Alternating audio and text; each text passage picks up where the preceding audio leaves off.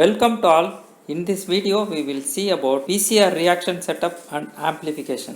PCR stands for polymerase chain reaction, invented by Carey Mullis in the year 1985. In PCR machine, a small amount of DNA can be copied and multiplied into large quantities in a short period of time. The PCR works based on the function of applying various levels of heat and modulating the heat into repeated cycles. Over the period of 2 to 3 hours, we will get millions of copies of template DNA used for our analysis. Inside an organism, the amount of genomic DNA is very small quantity, and for genetic studies and molecular analysis, large quantity of DNA is required. For that purpose, we can isolate a genomic DNA and we can amplify into millions of copies using this PCR machine. In addition, this PCR machine also helps to identify the presence and absence of specific DNA fragment of interest, and this also helpful to know the size of the DNA fragment and variation in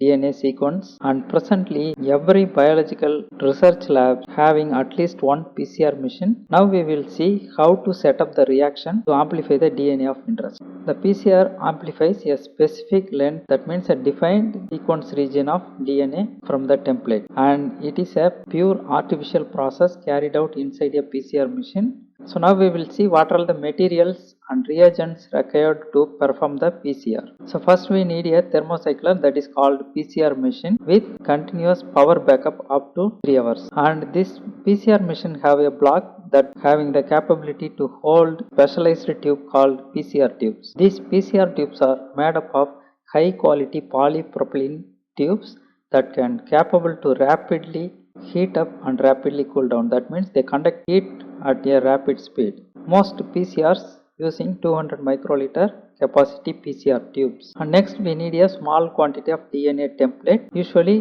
1 to 10 nanograms of template DNA is added to the PCR tube. And we have to supply nucleotides as nucleotide triphosphate molecules, that is known as DNTP. And next is DNA polymerase. The DNA polymerase isolated from Thermus aquaticus hot spring organism is used. The key advantage of this polymerase is highly stable at high temperature up to 100 degrees Celsius, and its function is very active at 72 to 74 degrees Celsius.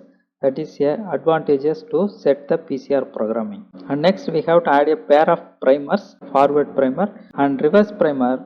And next we need distilled water and a buffer. The buffer generally contains tris to maintain pH and divalent cations such as magnesium chloride and chelating agent to minimize DNase activity. And DNase distilled water is added to make the PCR reaction volume uniform when we go for multiple number of PCR amplification. So these 8 things are necessary to perform PCR amplification of our specific DNA fragment of interest. And now we will see about the preparation of PCR reaction mix. The reaction mix means the components are separated inside a 200 microliter PCR tube and placed inside a PCR machine. So here we have to calculate the volume of template DNA required. Similarly, primers, DNA polymerase and DNTPs, their concentrations are calculated. From that known volume is taken, and also we have to determine the final PCR reaction volume. That means usually we set it up for 20 microliter or 25 microliter final volume in which PCR amplification will be carried out by the PCR machine.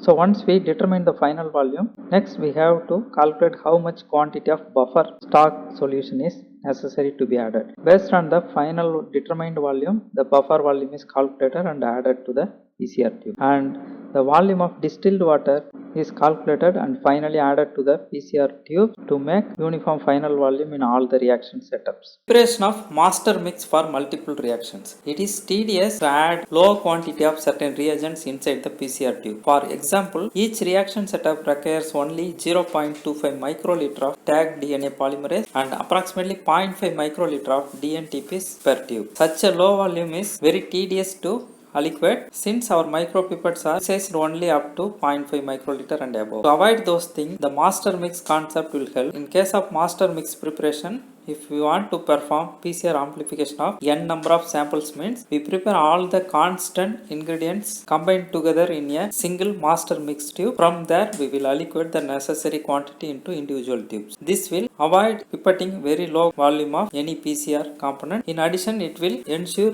uniform presence of all the PCR ingredients in all PCR reactions. To avoid the pipetting error and minimizing the pipette handling, the master mix will help. In general, when we perform the PCR reaction, except primers and template DNA, remaining components are constant. So we can add everything together in a single tube, that is called master mix. Then from the master mix we will take the total volume required for one PCR reaction. After that we will add the DNA and primer. There is a basic thumb rule: when prepare a master mix for less than 10 PCR reaction, we have to add the components in the ratio of n+1. For example, if you want to prepare 10 reaction means in one reaction 0.25 microliter of tag DNA polymerase required means 10 plus 1 11 into 0.25 microliter, that means 2.75 microliter of tag DNA polymerase is taken.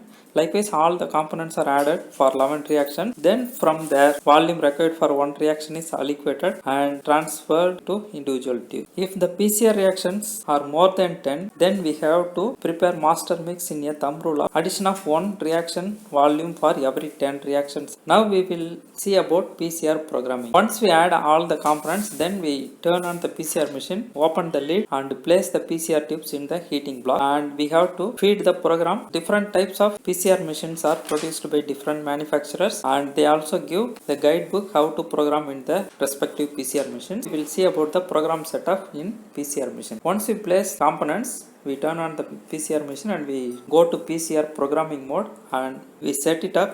The step 1 means we have to keep 95 degrees Celsius for 2 to 5 minutes. Then for cycle setup, we keep 95 degrees Celsius for 30 seconds to 1 minute. Then annealing temperature 50 to 65 degrees Celsius 30 seconds to 1 minute. During annealing temperature, the primers will bind to template DNA molecule. Then step 4 is 72 degrees Celsius for 10 seconds to 1 minute. So this will depend on the length of the DNA fragment we have to amplify. As an example, if you add tag DNA polymerase, in 1 minute it will amplify 1 kilobase of DNA fragment. So according to size of DNA fragment, we can either decrease the time or increase the time. Then step 5 is we have to make the denature, annealing and elongation cycles into repeated number of cycles. Generally 25 to 35 cycles are applied. We have to program in a way that we choose the go to step 2 and repeat 25 to 35 times. Then the machine automatically repeating the cycling for 25 to 35 times. And step 6 is again 72 degrees Celsius for 10 minutes. So during repeated cycling, if any template amplification is incomplete, that will be completed during step 6. And finally, once everything is completed, we have to keep the DNA at 4 degrees Celsius until we come and pick up from the machine. Program that in the machine. So once all the cycles are over, the machine temperature will goes to 4 degrees Celsius and keep our DNA sample safe until we come and pick it up. Thank you.